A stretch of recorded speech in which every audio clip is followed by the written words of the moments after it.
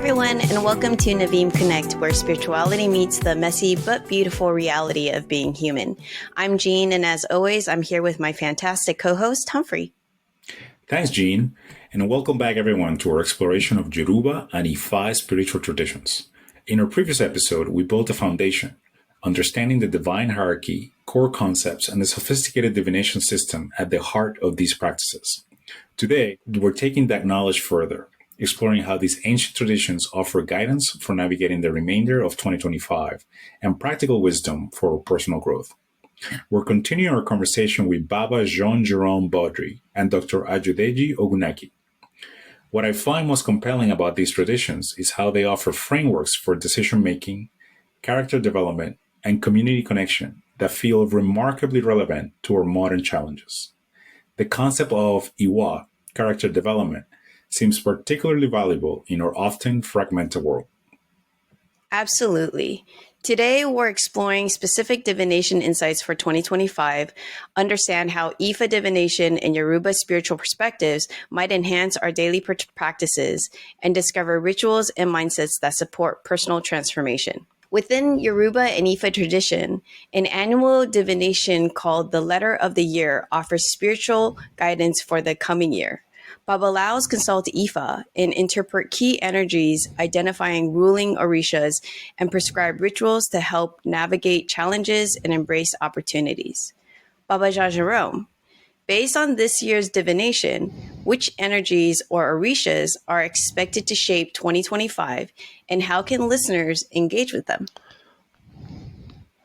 Thank you very much. And Jean and Humphrey, thank you for your hospitality and having Professor Ogunnaike and myself on the show.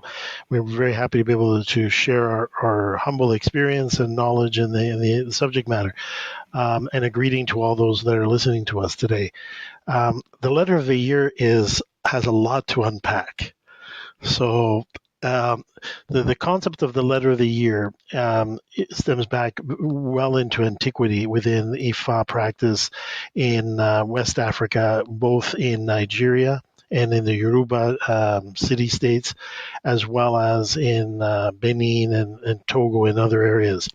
The concept of having a Letter of the Year, of having an understanding of what was to come, it was a response to the threats and the challenges that communities would face in the year, whether it be in old times, whether it be drought or famine or war or major changes in their hierarchies, such as choosing a king and so forth.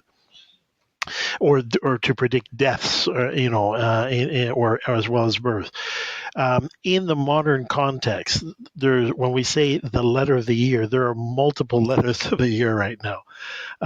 So the one that done in Nigeria before, it was one.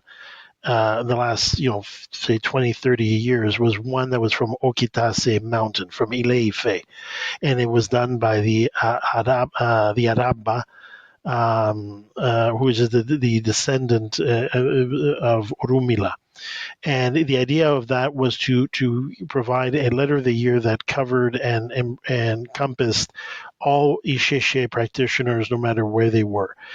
That Letter of the Year does not coincide by calendar with the Western calendar, because it follows the Yoruba calendar. So it usually falls around and is based on the cycles of the moon. It usually falls around June, end of May, June, beginning of June. So that there was a Letter of the Year there, which we take into consideration. The Odu that came down there was Otuda Niko, Otuda Obe.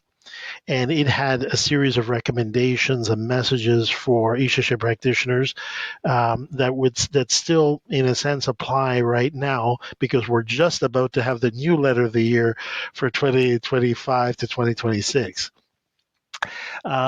In Cuba, there was always two Letters of the Year. One was in the Casona, which we call the house of Miguel Febles, Awo Odika, and the other one was from the Asociación Cultural Yoruba de Cuba.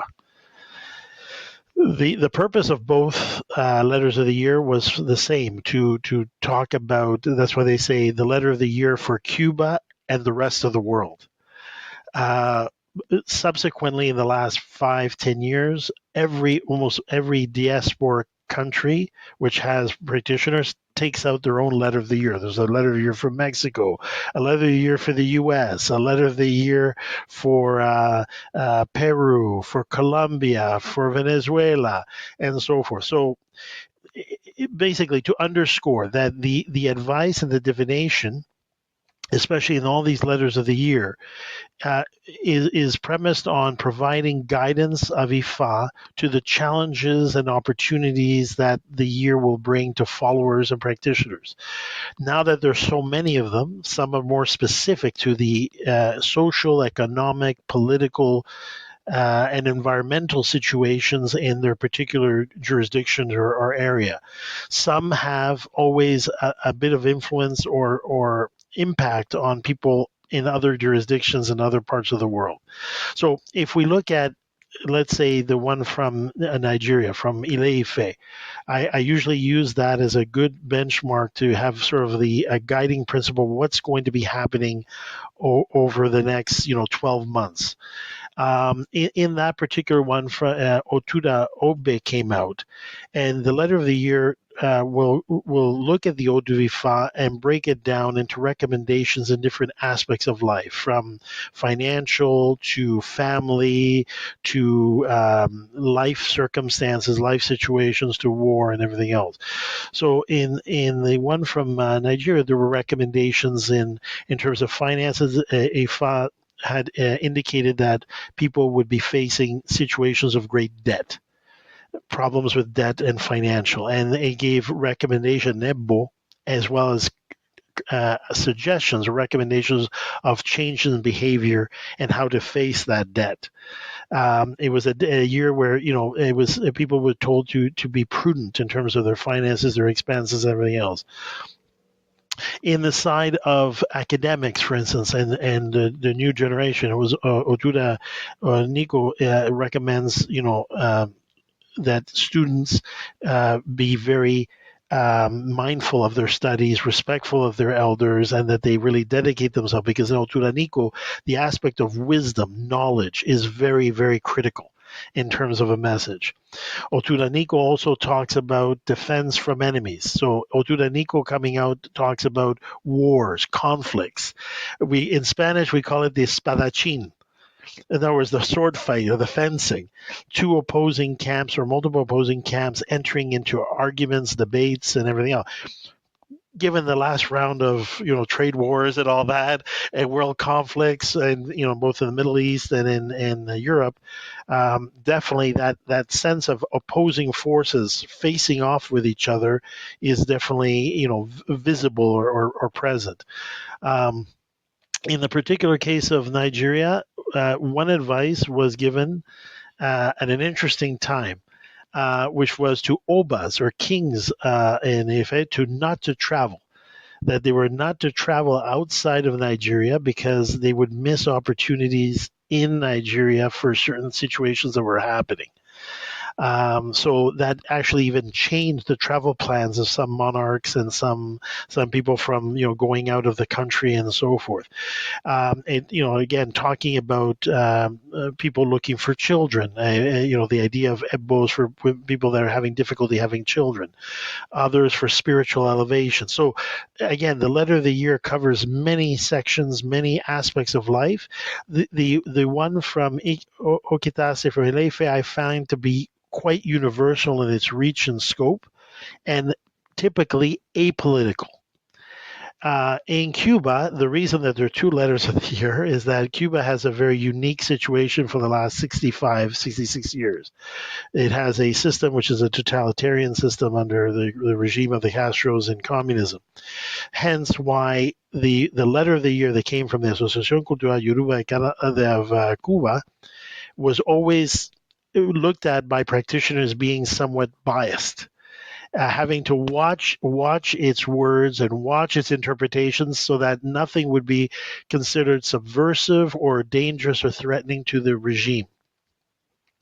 The House of Omega Febles tends to be a little bit more, has historically been a little bit more autonomous. There was an effort to unify the two letters of the year, right? Again, because of political pressures and pressures from the community. But they ended up last year. They ended up having two different letters, anyways. And it's because one thing that's been very important is, and that for people to know, Ifa deals with truth, otito, and the letter of the year is the embodiment of truth and how Ifa sees the world and the challenges, the earthly challenges, as well as spiritual challenges that a community will have.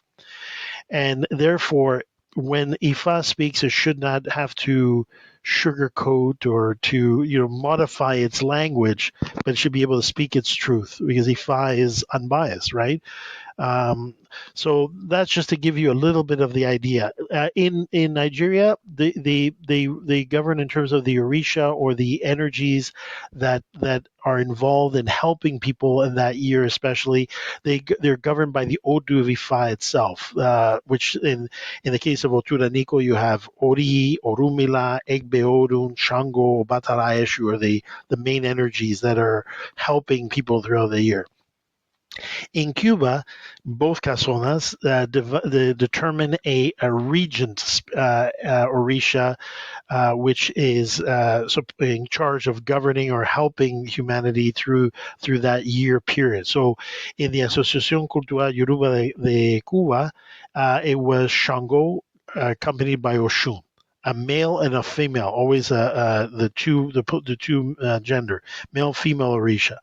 In the case of Miguel Febles, it was, if I remember, Yewa and Odudua Yewa. Odudua was the main divinity, and the female aspect, it was Yewa.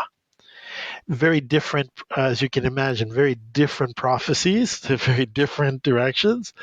But that's just to give you an idea. I don't want to monopolize. I will let you turn over the question to Professor if he wants to answer. But before we speak with Professor, for the Orishas that are kind of like the ruling Orishas for 2025, so the time frame is it from last year, like June, to this year, June 2025 is...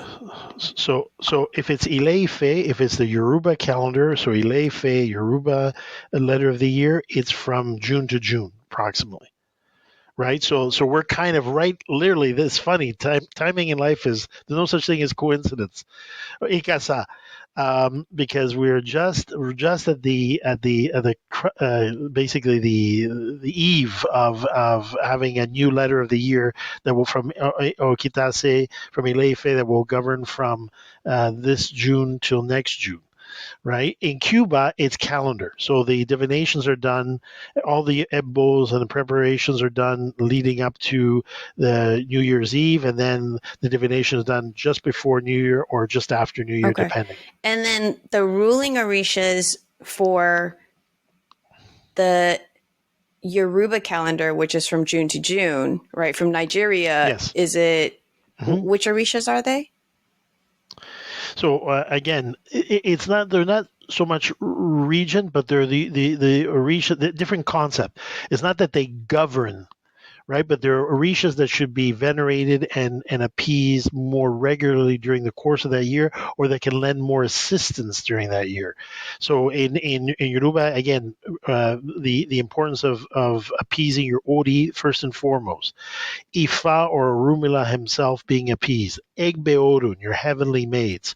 Shango, okay, Obatala, Eshu. Those are the main ones from that Odu of Otura, as following the Yoruba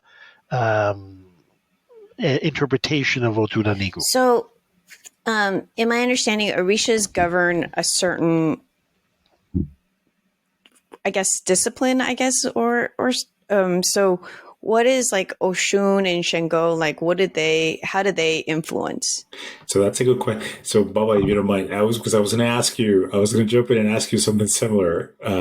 But from my understanding, every Orisha has a certain energies, let's say influence that they can bring, right? They represent something. And my understanding is Shango is more of, let's say, the warrior, kind of defender, kind of Orisha.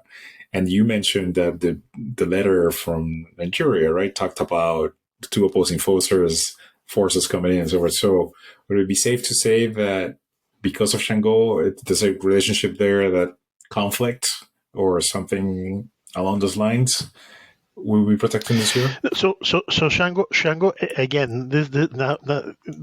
In Spanish we say tenemos mucha tela que cortar. We have a lot of cloth that we're opening up here.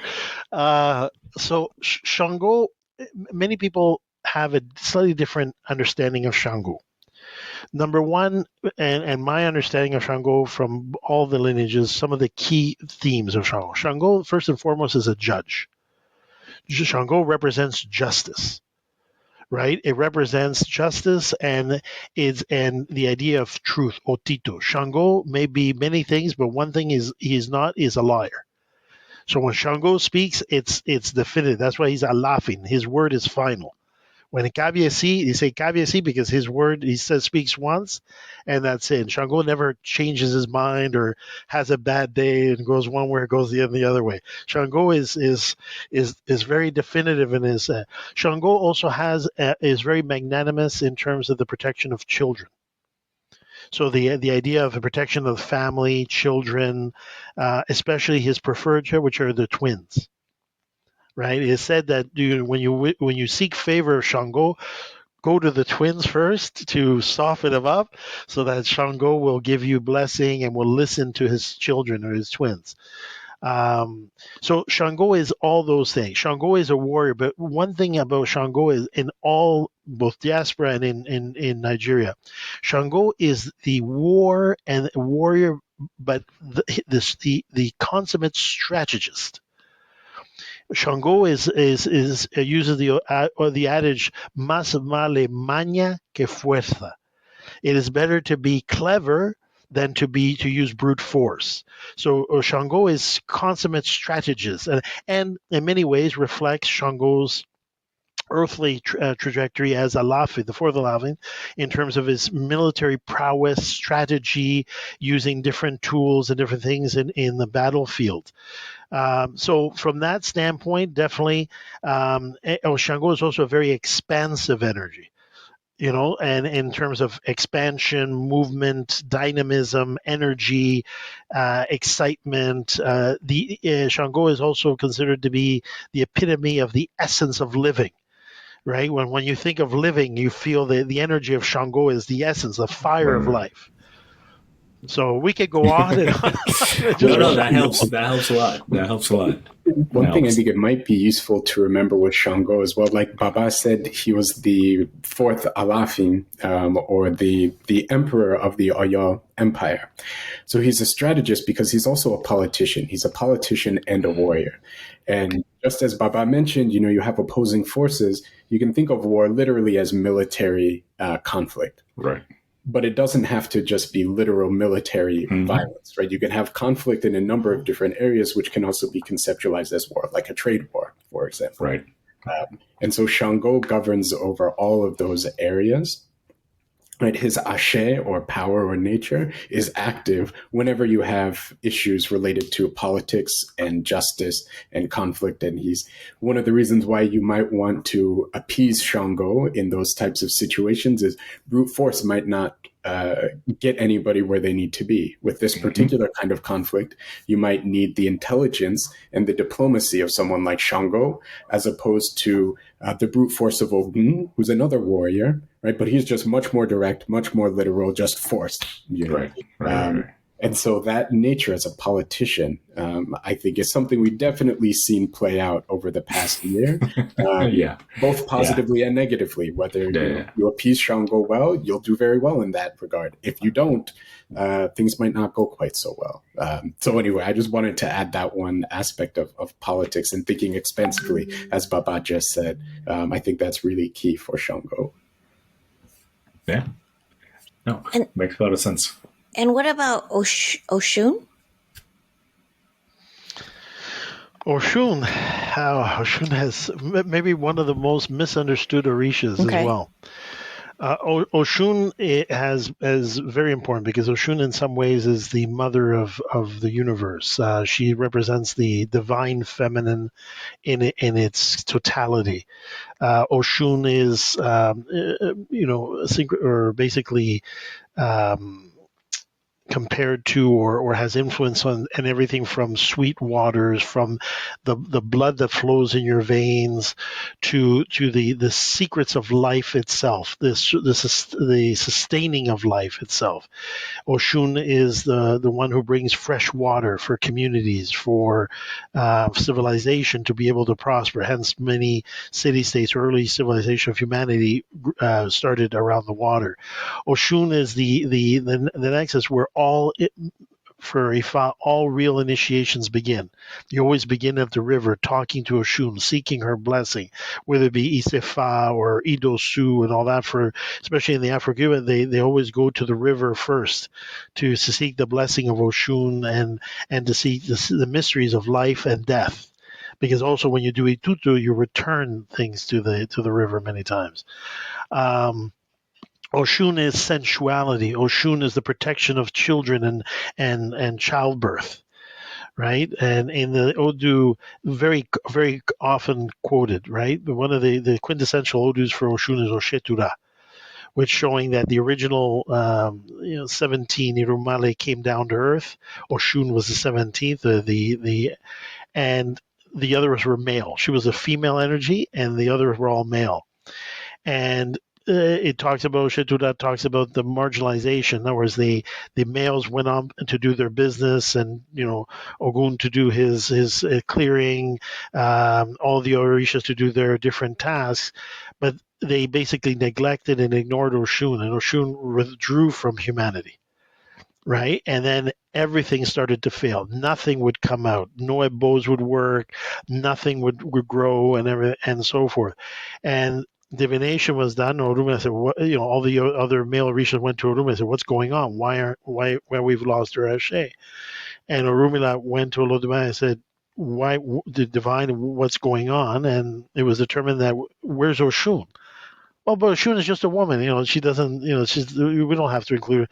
And I said, no, get Oshun, right? And by that time, Oshun was already offended, but subjected to the will of Olodumare and to the divination of Ifa.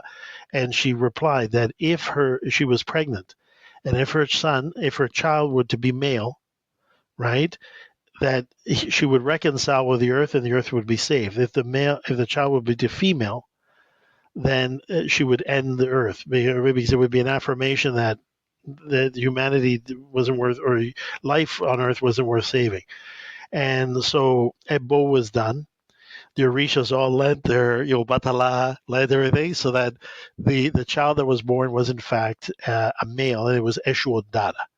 And the Israel Shetura has the power of the Ashe, the concept of Ashe, of the divine creative force, right? The force to make manifest Oshetua is very important.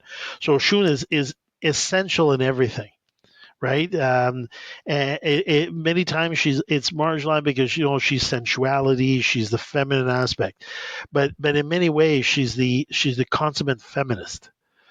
Right, in the sense that Oshun, there is a book that was written by Babalao, which is called Oshun, the Manly Woman, but not manly woman in terms of having male, but manly woman in the sense of being underestimated, and the aspect of her which stands up for injustice, that stands up for the rights of women, the importance of women in creation, and the respect that women deserve, right?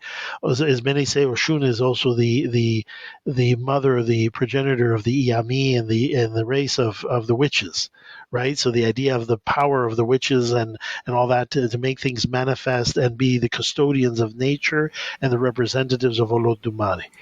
So that's just a little snippet. Again, mucha tela que cortar. Lots to cut on this one. Well, so how can listeners engage with, let's say, Oshun and Shango, like right now, like this year? Gene, you're on a roll. All these things have a lot of plot. We're going deep, Baba. We here. said it. We're going deep. We're going deep. I'm curious. I'm curious. All I have are questions. So I'll start it, but I would like to get also professors take on it, because I'm sure he's heard at working with the Araba and also in his journey and his time in Nigeria. I'd like to also hear his take on it from them as well. But I will just say this: so the aspect of initiation and non-initiation.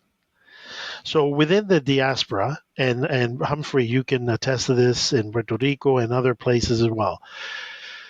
There's many schools of thought, many practitioners that say if you don't receive some degree of initiation to know the Orishas you vibrate with, or that are your Orisha laboratory, or that is your sign, that the person should not actively seek out or try to appease or try to seek the favor of those Orisha. That is a very, and it's one which has lighted more than one, fiery and heated discussion and arguments and insults hurling back and forth and everything else. So the reality is that within our belief system, when we pass through the three rivers of existence, right, and we come from the spirit world to the earthly world, we forget who we are. We forget what we came for many times, and we forget, our destiny. That is why in this earth we seek Ifá or divination in order to remember what we chose in heaven, and to remember what spirits and Orishas walk with us, so that we can fulfill that destiny. So that is the premise, or the premise by which many religious practitioners of Ifá, whether it be Orishas or Babalaos and all that, say you have to first have some form of initiation, some form of divination, to see before you randomly go out, going for Oshun, going to a river, going to a thing. That is one school of thought.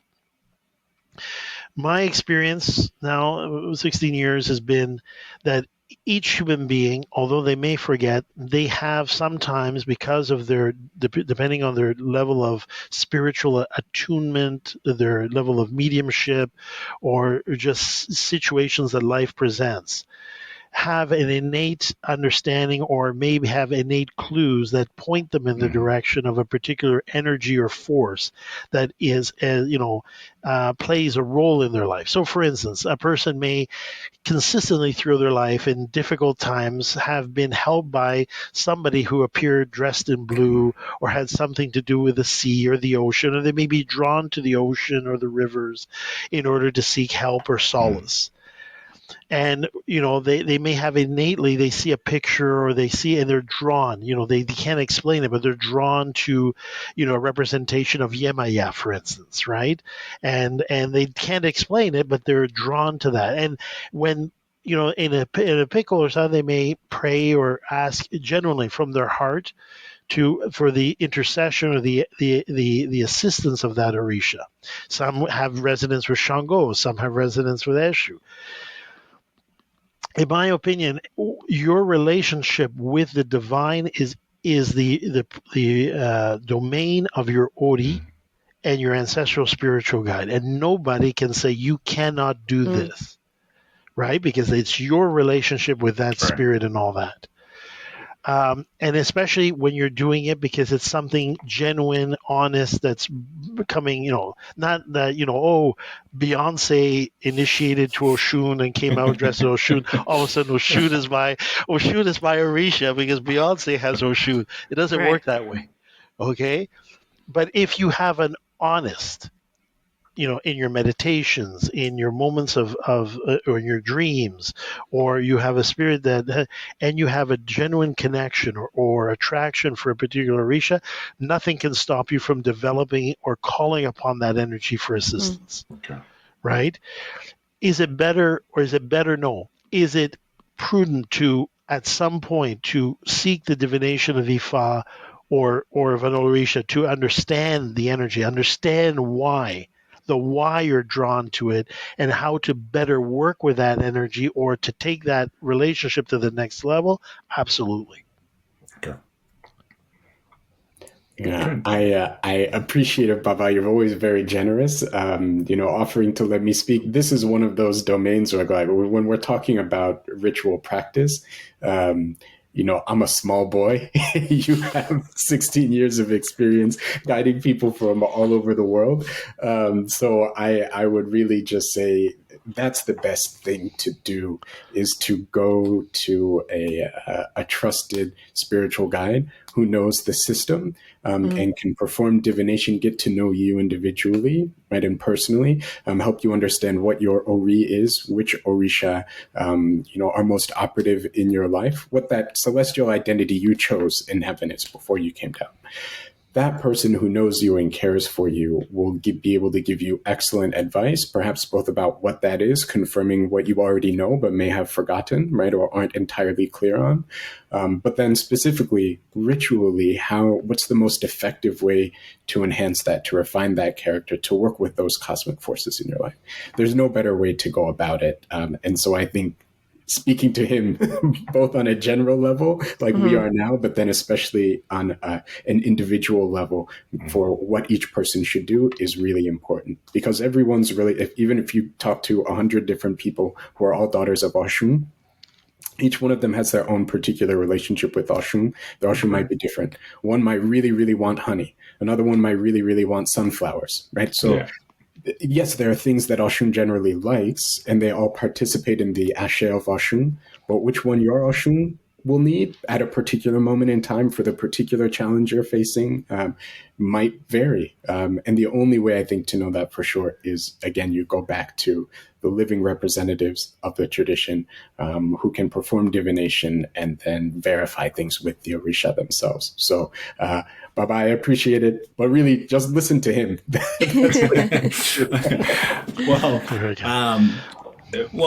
So Professor Deji, let's take this opportunity to jump into kind of a little bit of a comparison, but I'll tail into what you finish, which is in essence, you're saying go to a practitioner and they'll tell you if your deity requires some sort of offerings, right? So for Jean, for your purposes, so like some sort of honey offering or flower offering, some sort of offerings, right? If to take care of deity. How, taking that concept of the letter of the year and sort of the offerings, how would you describe from an academic point of view the differences between Yoruba sort of divinations for the year versus what the Western predictions normally are, right? How would you put it in context for the listeners? Yeah, it's a great question. And Ifá is easy to misunderstand or misinterpret, I think, coming from the outside. So a big difference between divination and forecasts is a forecast. We're kind of making a prediction. This is what we think is going to happen. Again, saying we don't necessarily know, but based on the signs of what we're seeing out here, this is what it looks like. All things being equal, this is what should likely happen. A diviner doesn't make predictions. They just say, this is what Ifá, or if it's another form of divination with another Orisha, this is what the Orisha is telling you. This is what you need to know. It might be impossible to ever predict point B from where you are at point A. And I've seen that happen, countless times. There's no way a person could look at the circumstances and say, like, okay, I think this is what's coming down the line. Right. But oftentimes that's the way that those things work. So it's not based on people's vision of things. It's coming from a kind of top-down cosmic perspective that's outside of time, which, and you have the benefit of a much broader understanding of the cosmos and all of existence, really. By that same token, if you're focused on cosmic forces that are at play at this particular moment, it's also not necessarily the same as a prediction, because Ifá might say, these things are coming.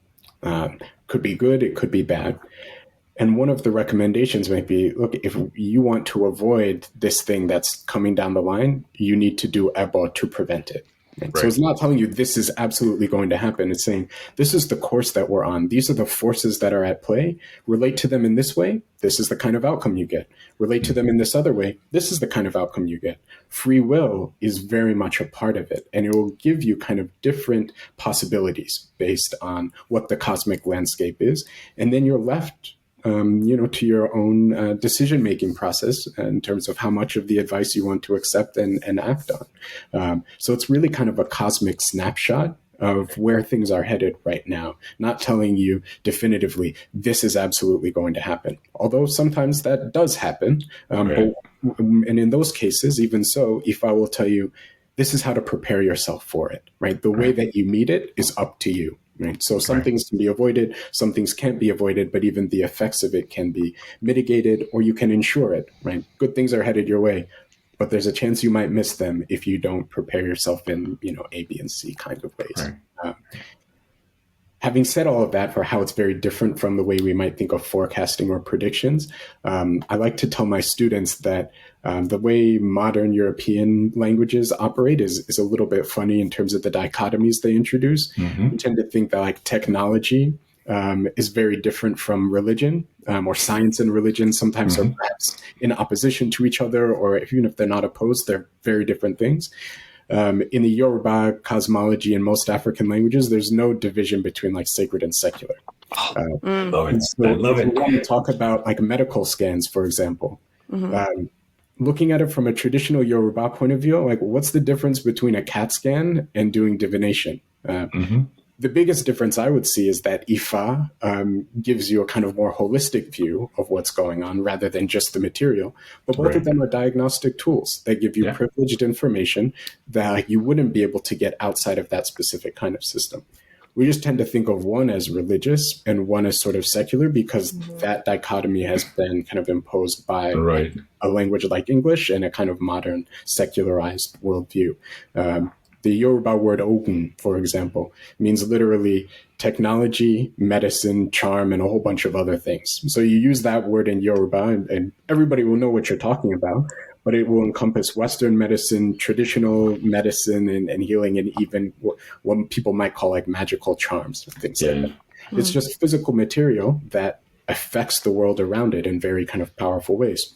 It doesn't matter if you do it through, incantations and herbal material, or you do it through modern pharmacology. We view it as more or less the same process. So I don't want to draw or drive too much of a wedge between, the way we kind of predict things in the modern world and then the way Ifá also predicts things. I think there are a lot of similarities there as well.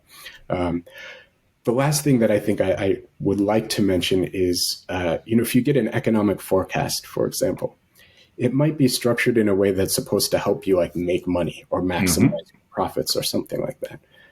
But it's usually absent it doesn't include a kind of ethical framework. Any message you get from Ifá or any Yoruba system of divination, the message you get and the perspective that's provided to you is firmly rooted in a perceived kind of cosmic order. This is the way things are supposed to be structured, and it gives you an understanding of your place in the kind of cosmic play. Right. So this is what's coming. These are the forces. This is how you're supposed to relate to them. Again, everything is relational. It's not, just mechanical. Like, okay, this is what's going to be happening with the weather. Oh, you can relate to the weather. You can petition the weather to do A, B, or C, and cultivate relationship with it. I know people who have done things like that. Stopped a thunderstorm from happening right when everybody's running for cover. They do a couple of things and ask it to stop, and it stops. Just talk to all the babalaos and all the Orishas in Florida every time there's a hurricane.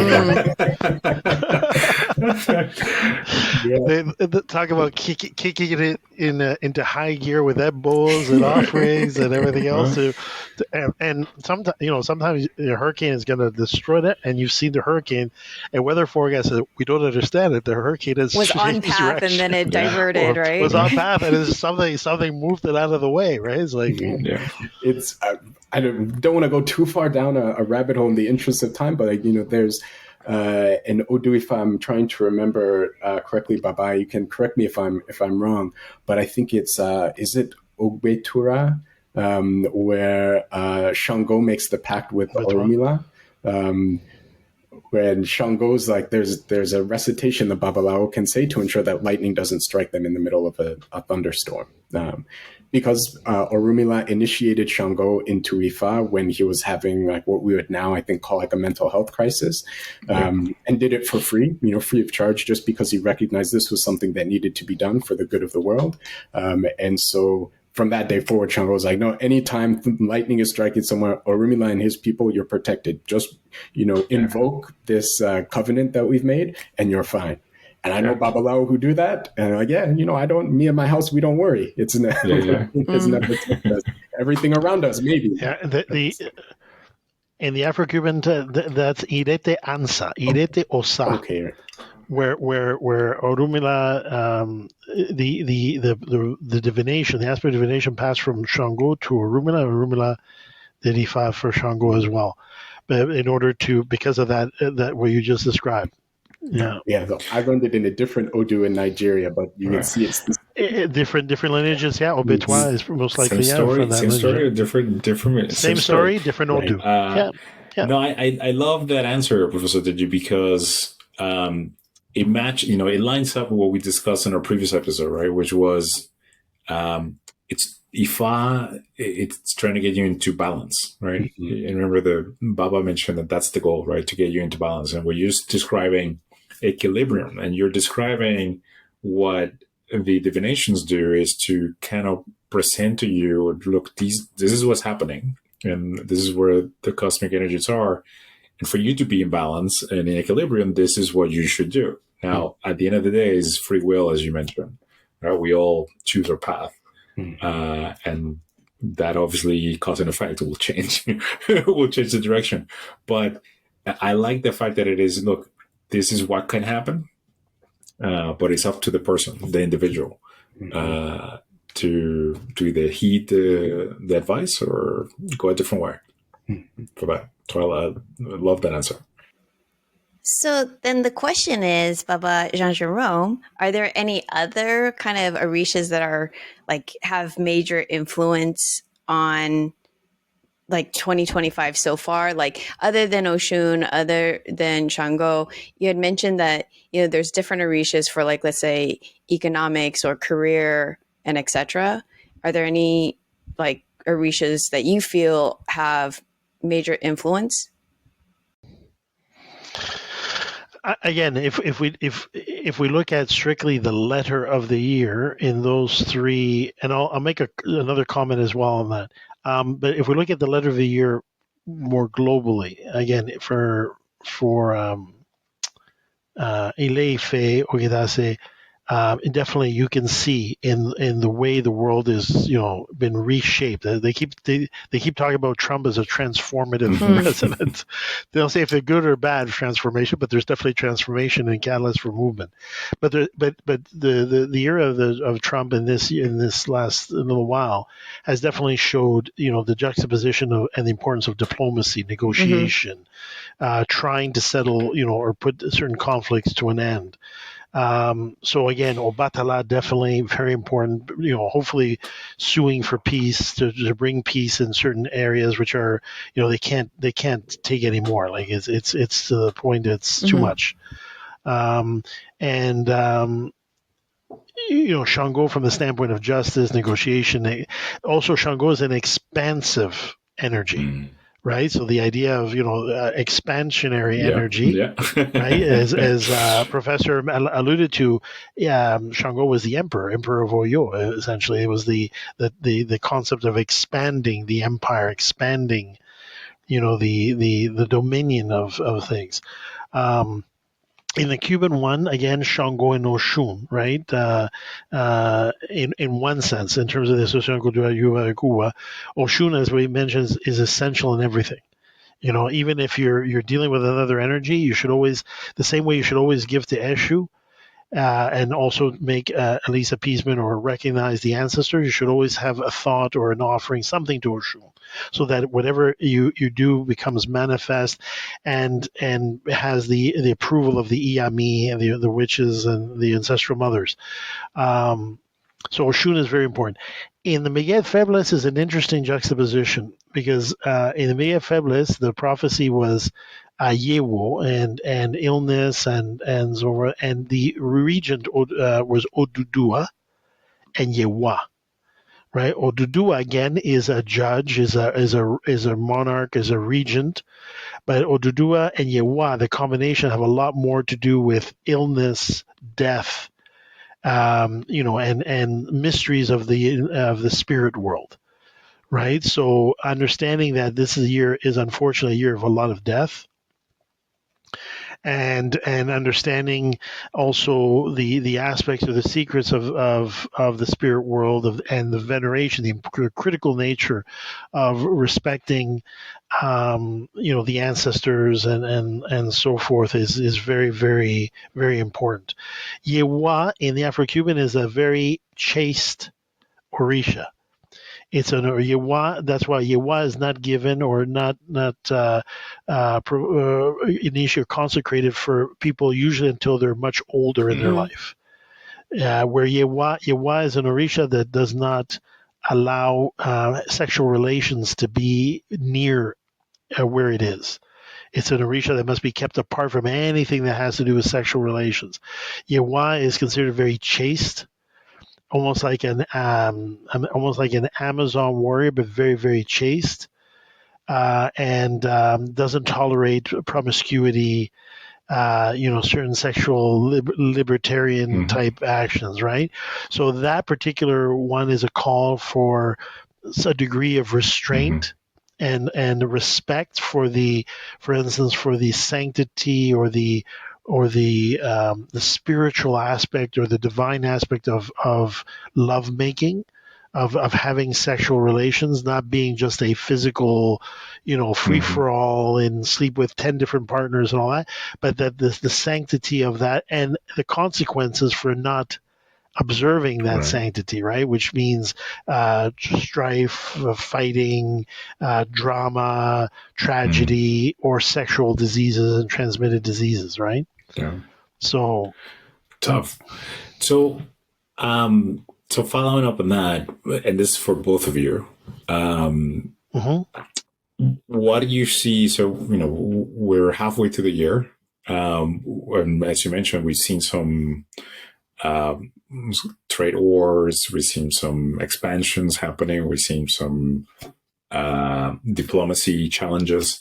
What other challenges you foresee humanity facing in the rest of 2025, right? And what wisdom do you think, from Yoruba traditions might help people navigate these challenges? The question's for both of you, so whoever wants to start. You go first, Professor. I'm Yoruba, so my inclination is always to you let your elders speak first, and then you can speak afterward. No, go first. Go first. Yeah, but I also can disobey if if he tells me to go first. Then I guess I have to. I think one thing I would definitely want to mention, sort of in relation to the previous responses, that I think is very clear for those who are familiar with Yoruba religion and the Orisha, is that they are just kind of cosmic facts of life. So if we're talking about expansion, that Shango's Ashe is implicated. Now, you can interact with Shango's Ashe in a way that's beneficial to everyone, or that's kind of negative, right, and hurts everyone. That does not make a commentary on whether or not Shango is a good Orisha or not, right? It can tell you a lot about the person who is interacting with Shango's Ashe, right? And you can tell that by the kinds of effects that are taking place. But so if we say that, this is Shango's Ashe at play, but the world is getting worse, what does that say about Shango? I say, no, that doesn't say anything about Shango. That says everything about the ways that we're choosing to enter into a relationship with Shango. If we do it well, then we'll notice that the world functions much more appropriately and harmoniously. If we do it poorly, then that lets us know, we're getting on the wrong side of this Orisha. And in fact, it's actually a good thing that we're experiencing in some ways kind of the wrath of the Orisha, because otherwise we'll just keep heading down a wrong path and then we'll end up in an even worse place. But sometimes that can be a little bit off-putting to people. Is that, you say we're supposed to cultivate a relationship with this entity as an intermediary, and I'm seeing all of these bad things happening around the world within their domains. Why would I want to get involved with somebody like that? So it takes a little bit of a kind of reconception of who or what the Orisha are and what their activity means or how we understand it or interpret it. With that said, I'll also give a bit of a cop-out answer. Having studied, Ifa is the tradition I know best. A general response that you always get from Babalawo and Ifa about everything, there are three really important principles that Ifa is based on or transmits to people: Imo, or knowledge; Ogbon, which is like wisdom in Yoruba; and Oye, which is intelligence or understanding, something like that, right? And studying, meditating on Ifa, listening to Ifa enhances all of those things for you. If you have all of those things with you, everything you do is well ordered. And so it's a cop-out answer because it's always true, just kind of universally. But more specifically, if you look at, even from a subjective standpoint, whichever problems you see in our world, and then positive things as well that you see in our world, wherever you identify them, you can usually say that the problems are because there's a lack of these three, and the places where it's going well is because people have them, kind of across the board. So I think that's one of the biggest challenges from Ifa's perspective is always, okay, how do you acquire and cultivate Ima, Ogbon, and Oye? Do that and things go very well. Now, to do that for specific instances, you might need to work with particular Orisha. And kind of related to the previous question, I'd be interested to ask Baba Jean Jerome what he thinks of this. I've thought for a while in 2025 that Oya, or Yansa, has been active, like very active. She's the consort or the most prominent wife of Shango. Sure. And I've thought about her a lot, partially just because I like her, but she governs tornadoes, whirlwinds, and is a disruptor of whatever order is there. People say she's even fiercer than Shango is, and she's the kind of storm winds that come in right before a thunderstorm. So in Nigeria, southwestern Nigeria, during the rainy season, the storms are coming when you feel this kind of rushing wind. And every time you feel it, people look up and then you see the storm clouds coming, and you usually have enough time to kind of go hide inside before the rain comes. And it comes almost every day, and it's really, really intense. Well, they say Oya goes before Shango in battle. She runs in front of him. She gets everything started. And then Shango comes in, with his thunder and lightning, and he's really loud and boisterous. But she's the one who really leads the charge. And I've thought a lot about her because we've seen a lot of things get disrupted. And she also, as this kind of disruptor and liminal figure, oftentimes mediates the relationship between the living and the dead, or the egungun. Oftentimes in Cuba in particular, I think they have the strongest tradition of this, of her being associated with graveyards. Got it. Yeah. And that's why I was so interested with the letter of the year where they were talking about Yewa and death and illness. Interesting compare, because it's Oya again in the diaspora, especially in the Afro-Cuban text. Oya has a very specific spot. She is the guardian of the liminal space, or the doorway between life and death. So all her offerings are left at the door of the cemetery. She is not, by misconception, she is not the owner of the cemetery.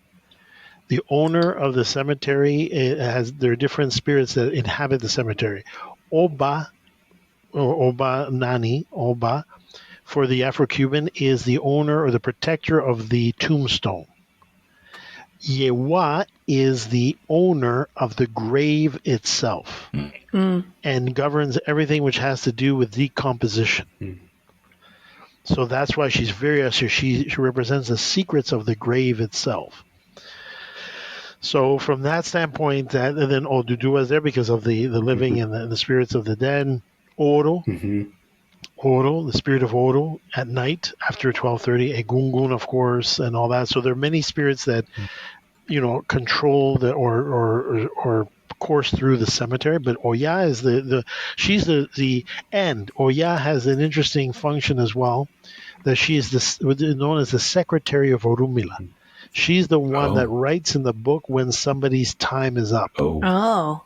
So she's the one. So and again, in analogies regarding the cemetery for the Afro-Cubans, Babalua is the person who is the funeral car or the hearse, or Babaluaye is considered to drive the hearse up to the door and say, oh yeah, I have another one for you.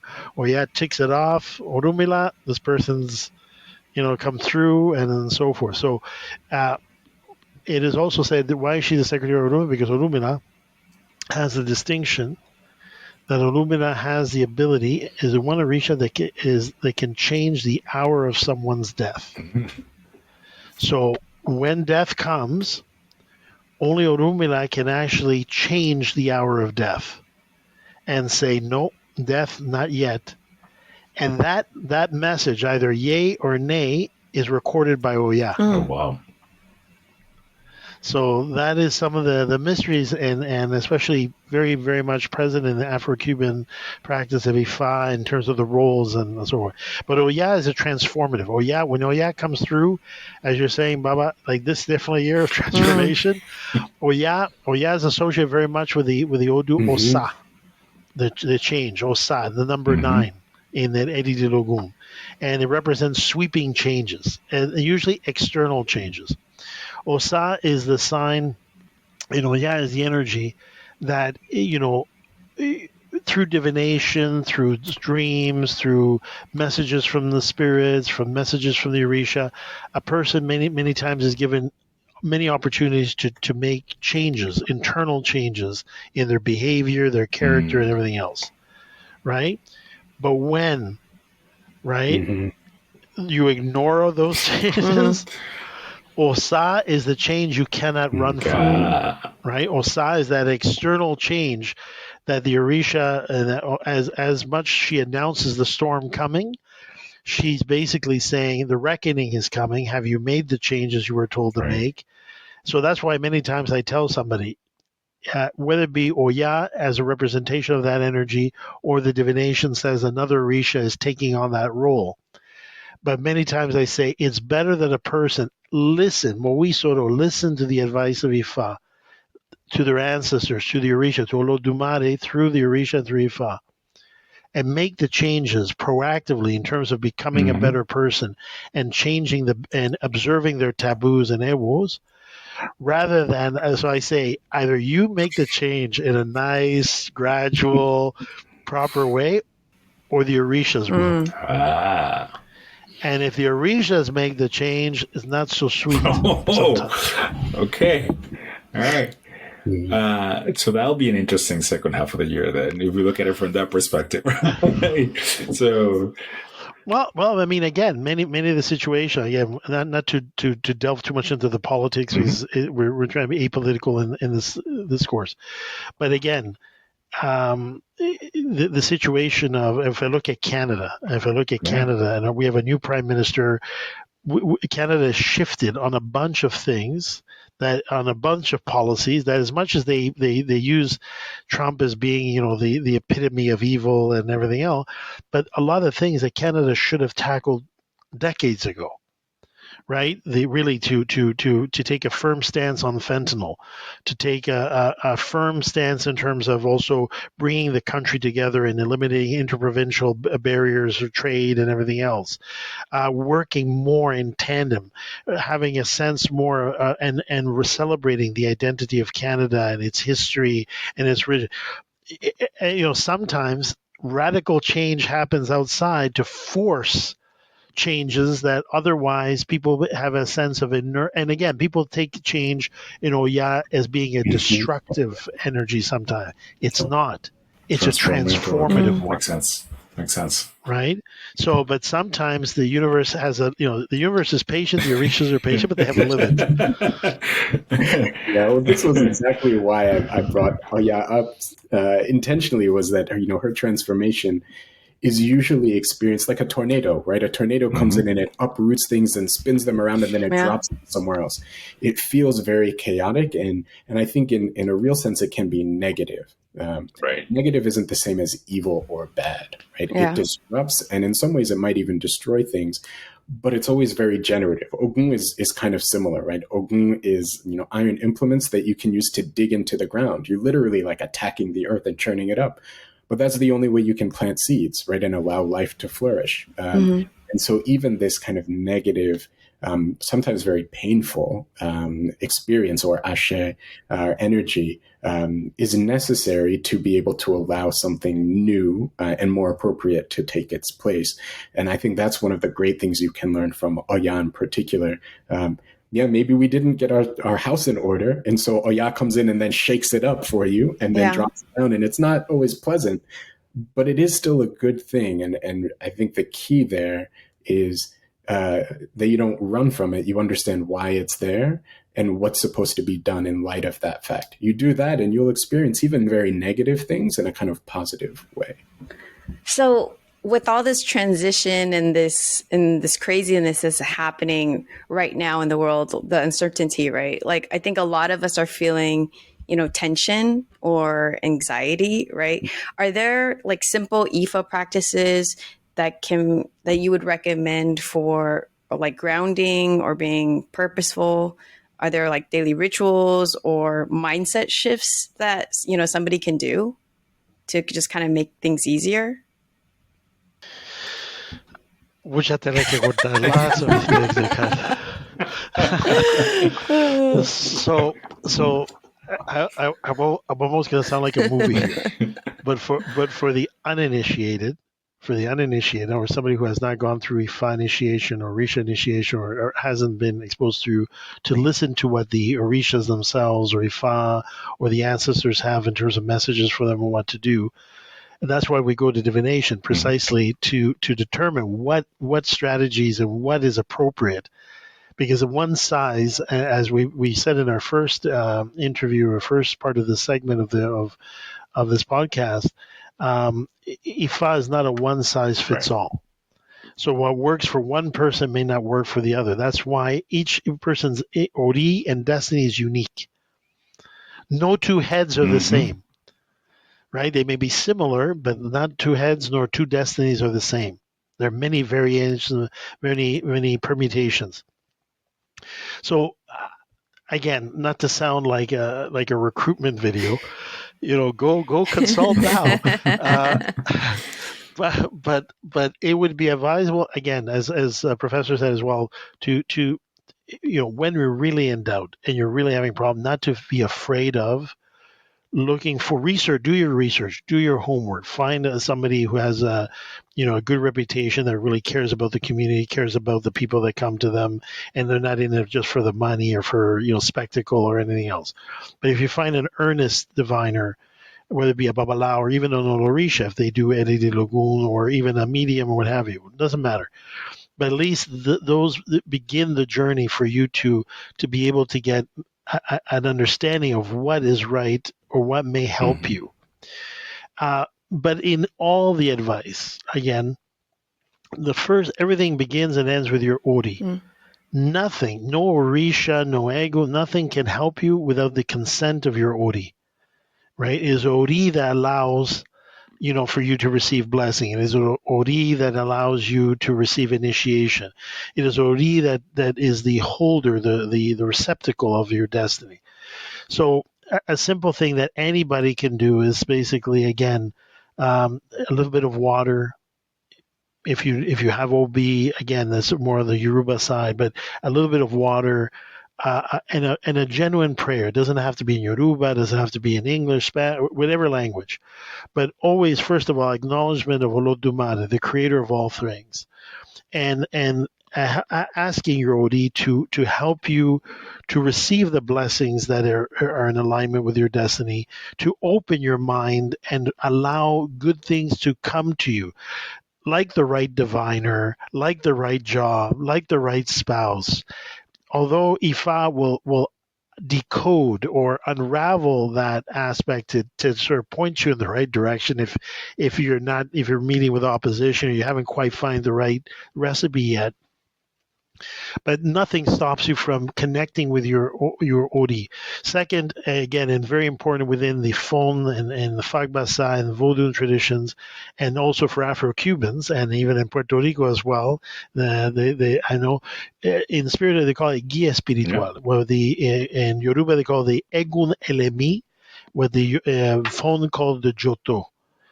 call upon your ancestral spiritual guide. We're all given an ancestral spiritual guide to help us to find the pathfinder, the scout.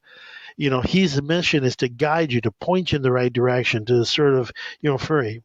And asking those energy Ori, and then Ori will be the one to make the call out, and the Joto the call out, and Olodumare the call out to the Orisha, or the energy, right? That is favorable. I also recommend always, as well, until you have initiation, or or you deepen your knowledge or experience, or immerse yourself within the tradition and really understand it and look at the world through different eyes, is that asking your Ori and your Joto and Olodumare and to give you and provide for you the help that you need, and that the Orisha, whatever Orisha, right? Like it sometimes, and you see it, sometimes people gravitate, Oshun is my Orisha, Oshun is my Orisha, Shango is my Orisha. They come there because they've read this or read that, or they associate, they identify with that energy and all that. Everybody wants to be Shango, especially all the male want to be Shango, or they want to be Ogun, right? Because they have machete. I'm a tough macho man. I'm a tough guy. I got to cut through all the difficulties. But at the end of the day, that is an attitude which is dangerous, because even when you go through initiation and all that, many an initiation has gone very badly when the person, or even they say, when the person is told who their Orisha is, or they're even crowned, and the person rejects the Orisha because of misconceptions or misguided, vanity or ego or misidentification. As humble human beings in a material world, as humble spirits in a material realm and environment, if I'm going to go to war, if I'm going to go into a terrain, if I'm going to live out my day, I need the right tools, right? If I show up in a china shop, right, and my destiny is to be a vendor of fine porcelain, all that, and I come in with huge hammers, huge jacksaw, big boots, I can hardly move because I've got big armor. I'm going to destroy everything in the china shop and ruin that destiny, right? By the same token, if I seek out an energy which is very soft, very gentle, and I'm in a tough terrain, and a terrain where I need to get through, I need to find or to break through obstacles, right? And where diplomacy no longer is the call of action, but strong force, decisive force, then I need to have the right tool for the job. If I'm a surgeon, I don't want a hammer and a chisel if I'm going to do neurosurgery. Right. So it's the same thing. People should be humble enough to trust in the higher power. The first step of Orisha is to understand that we are a speck of dust, but with an important mission, and that we must defer our what is best for our lives to the higher, to Olodumare, the creator of all things, to our Ori, to our Joto, and to the Orisha and the spirit world in general, to point us in the right direction, to allow us to not live a life of delusion. The saddest thing for a human being is to live in a deluded state. Many Odus of Ifá point to the person that is being divine or consulted, that the reason for their failure, the reason for their repeated losses and all that is because they live a delusional state. They make fantastical, images or dreams that they're this and that when they're meant to be something else, right? That holds true whether you're choosing a career, choosing a life partner, choosing a place to live. Right? We have to acknowledge who we are. We have to know who we are. And the first step of that journey is being humble enough to know we don't know. Right.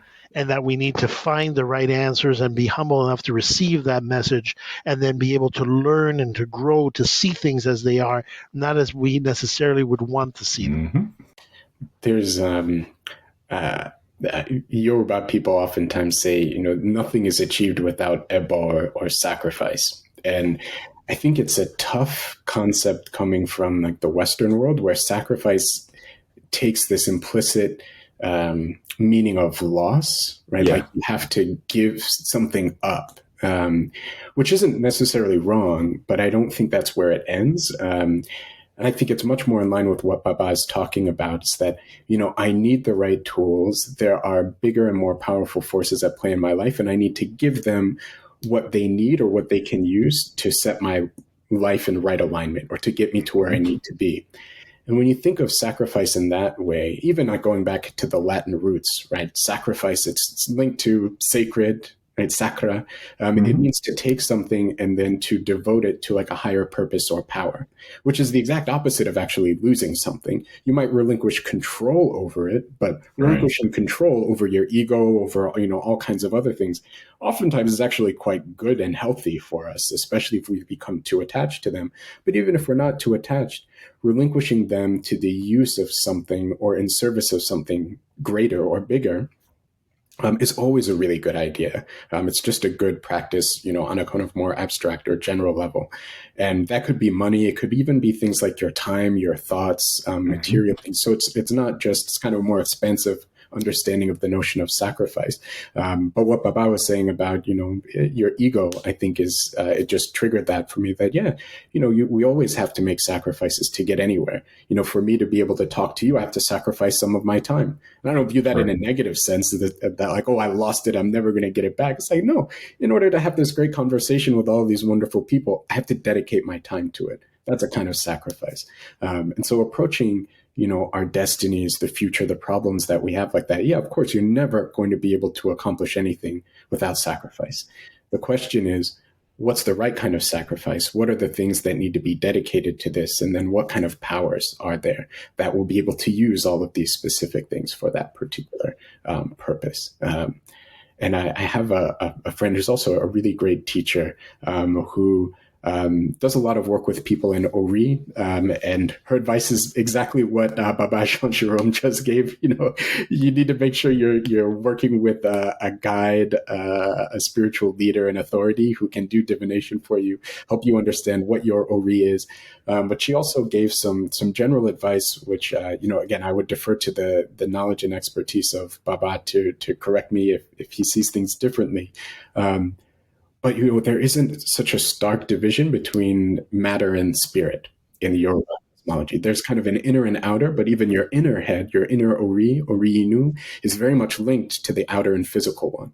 And what you do to the outer and physical one manifests itself kind of on the immaterial plane, and vice versa. Right. So if you know that your Ori is the most powerful force at play in your life, you need to have a bit more certainty, serenity. So like, okay, I'm going to take care of my head. And that could literally be like making sure I'm washing my face regularly, that I'm taking care of these basic kind of things. What kind of food am I putting into my mouth? What are the conditions where I'm sleeping? Is my head well supported by a pillow? Am I shampooing my hair? What kind of things am I doing to my head? And then treating your head with dignity and respect in a physical sense can have very serious implications as well, kind of beyond that. Now, if we want to get up to higher level things, ritually, what you can do to really supercharge it and get it going, that's where you really need very specific kind of interventions and guidance for how to structure that, not just in general, because there are general ways that you can do that with Ori, but specifically for yours. You need to be able to do divination and speak to a trusted spiritual leader to be able to do that. Well, that's all the time we have for today. Huge thank you to Baba Jean Jerome and Professor Deji for sharing this sacred wisdom with us.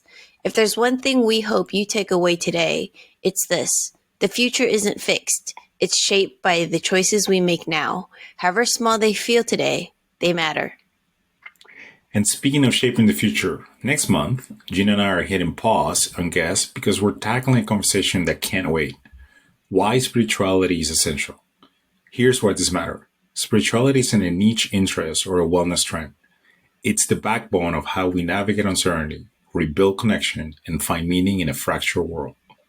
We'll share why treating spirituality as a luxury leaves us emotionally bankrupt, how to recognize when your spirit is running on empty, and practical ways to weave it into your daily life, even when you're overwhelmed. We won't be talking about dogma or rituals. We'll be talking about reclaiming what it means to feel fully human in 2025. Whether you're a skeptic, a seeker, or somewhere in between, if you've ever felt disconnected, overwhelmed, or like something's missing, our next episode is for you. Not because we have all the answers, but because we're asking the questions with you. Join the dialogue by hitting follow and pass this along to someone on the same path. I believe we're at a critical juncture where integration of diverse wisdom traditions, like the Yoruba insights we explore in this series, becomes essential to addressing our collective challenges. At Naveen, our purpose is to move the world forward through spiritual understanding that transcends boundaries. Until next time, this is Humphrey and Jean signing off. Stay connected, stay kind.